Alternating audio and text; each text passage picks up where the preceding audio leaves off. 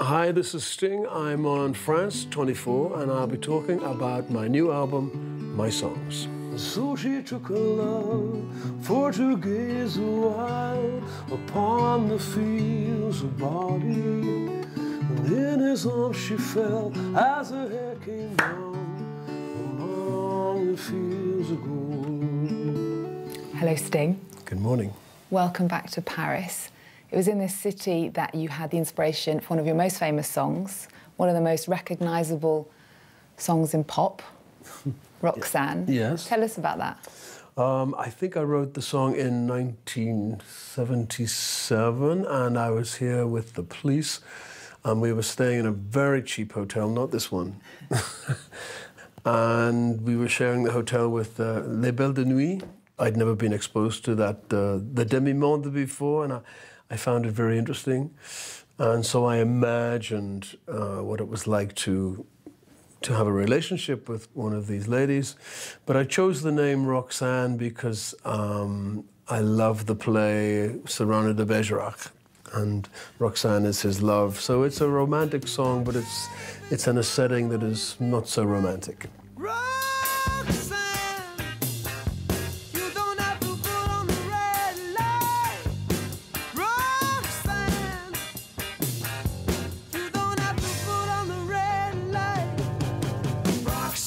And Roxanne is on your new album, My Songs, alongside many of your greatest hits. You actually wrote an autobiography 15 years ago, which went up to sort of your beginning of your success with the police. Is this sort of the continuation of that, your life in songs? No, I mean, it's not a biography as such, but I think they are touchstones for my emotional memory.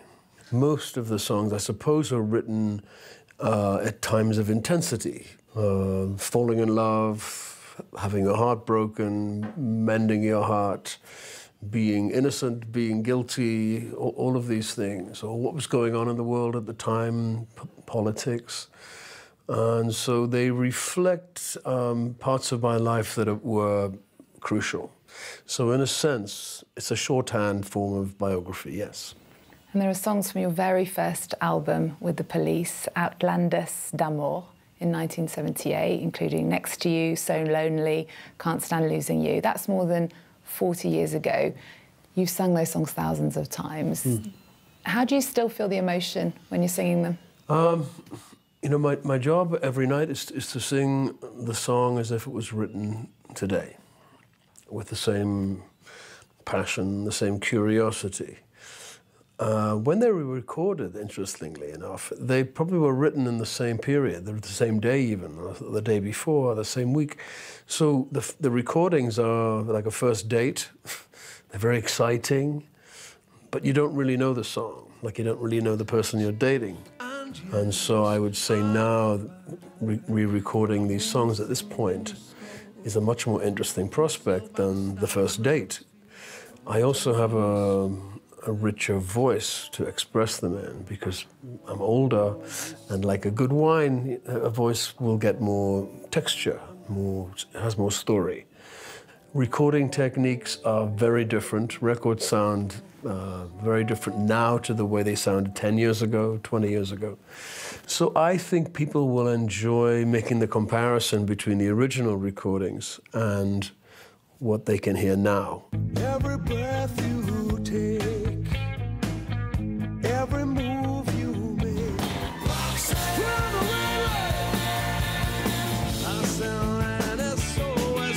And the songs speak to so many people all over the world, like a soundtrack of many of our lives. Tell me something then memorable about some of them, like Desert Rose. Desert Rose I wrote here in Paris. I was living here in 1999 in this hotel.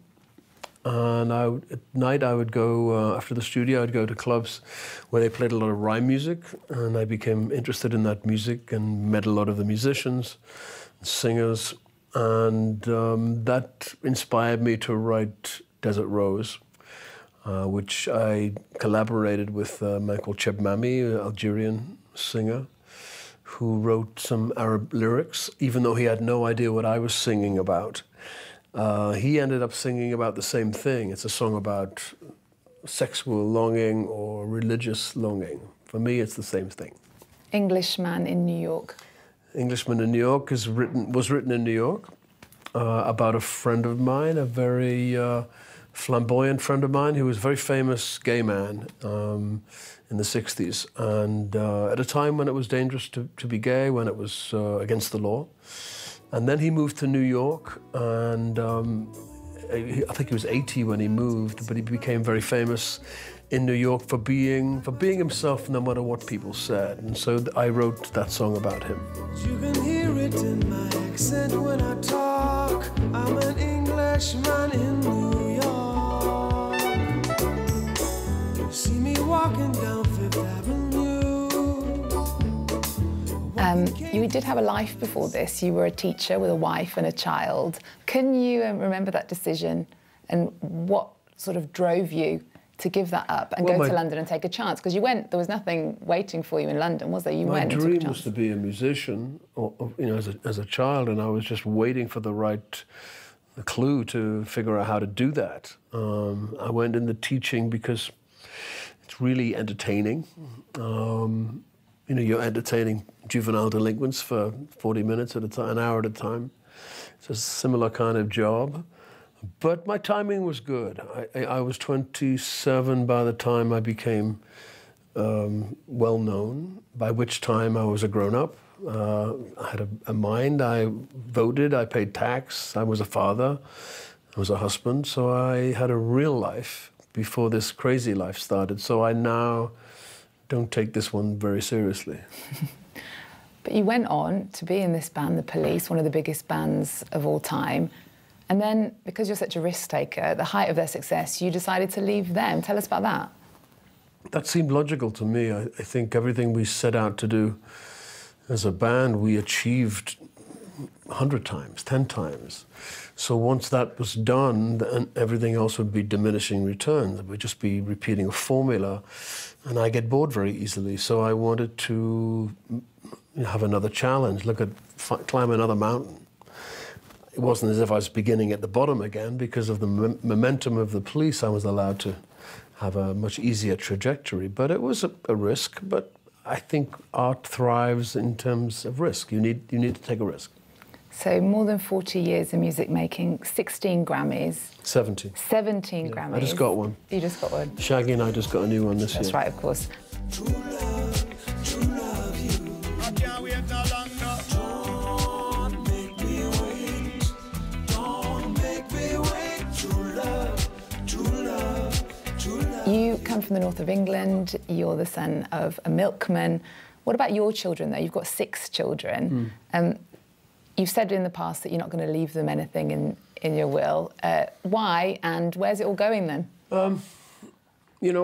I don't want to rob my children of the adventure and the privilege of making a life on their own. I think sometimes you can give children too much so they have no ambition. If there was an emergency, obviously I'd help them out. But it's not a given with them that they require anything else. They're well educated and they have a good work ethic. You've bared your soul so much. Is there anything that's out of bounds that you put a wall around? I'm not sure I'm in the business of bearing my soul. I think I maybe reveal more than I intend when I write a song. But it's not my intention to bear my soul. I think I bear some of it, but not all of it. You also sing about the world, climate change, politics, the migrant crisis. Do you feel you have an obligation as an artist to talk about these subjects because people will listen? No, I feel no obligation at all as an artist. I feel an obligation as a citizen of the world, where I have rights, but I also have duties. So I vote, I pay tax. When I'm asked about a subject I think I know something about, I'll try and give a coherent answer. But I don't think it's an obligation on an artist to do that at all. So what about Trump? You live in America most of the time. What about Brexit? What about these political times? Well, I'm a fan of neither. I can understand why this has happened. I think a certain group of people, a large group of people in the West now feel as if they're unrepresented. They don't have a voice. They're not seen. They're not listened to. And this has an effect. I think there's a lesson to learn.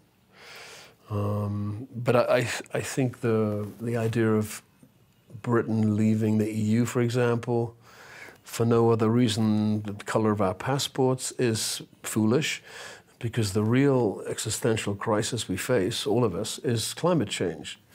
And that will not be changed by individuals, by you or I, or even NGOs. It will only be changed by large political groups, China, United States, and the EU. And until those politicians address this issue and take it seriously, nothing will happen. Luckily, we've got things to look forward to, like your My Songs tour that's coming up in June. Do you still like going on the road?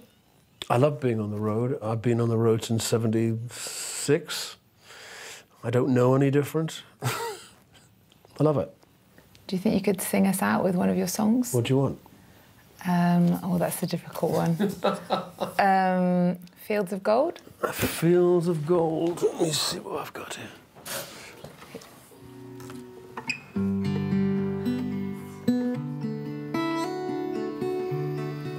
You remember me when the west wind moves upon the fields of body. You forget the sun in his jealous sky as we walk in fields of gold. We walk in fields of gold. We walk in fields of gold.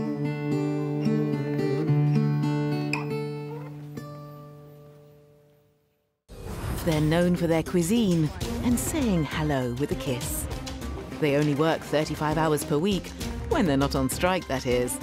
How true are these clichés about France? Every week, Florence Villeminot tears apart stereotypes. Join us for insight into French culture and current events to understand what makes the French so unique. French Connections, presented by Florence Villeminot on France 24 and France24.com.